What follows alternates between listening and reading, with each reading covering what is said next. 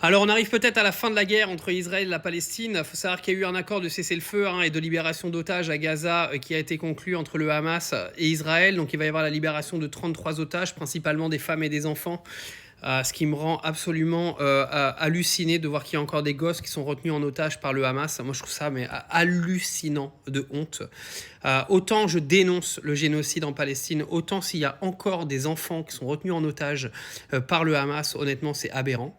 Donc, ils vont être libérés. Des prisonniers palestiniens vont être envoyés également d'Israël en Palestine. Il y a un cessez-le-feu de 42 jours et pendant ces 42 jours, il y aura des négociations pour un cessez-le-feu total et une libération des otages totale. Espérons qu'on en arrive là pour que les otages israéliens puissent rentrer chez eux, que les familles puissent se reconstruire et surtout que les Gazaouis puissent dormir au minimum au début sur leurs deux oreilles et puissent, s'ils le peuvent, reconstruire un génocide qui aura été, franchement, je pense, le plus gros scandale de ce 21e siècle.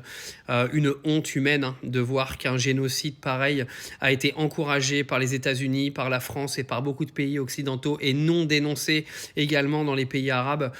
Honnêtement, je trouve ça mais absolument honteux. Avoir vécu ça, je me dis que de toute façon, l'humain, moi, je n'y crois plus. J'ai plus de foi dans l'être humain. Force aux Palestiniens qui vont mettre énormément de temps à se reconstruire s'ils peuvent se reconstruire. Et espérons qu'un jour l'État de Palestine soit reconnu, que les colons israéliens dégagent d'un territoire qui n'est pas le leur, parce que le leur a été créé, ils n'ont pas besoin de déborder à côté. Et il va falloir se débarrasser de tout ça si on veut que ces guerres-là arrêtent, parce qu'il y en a ras-le-bol.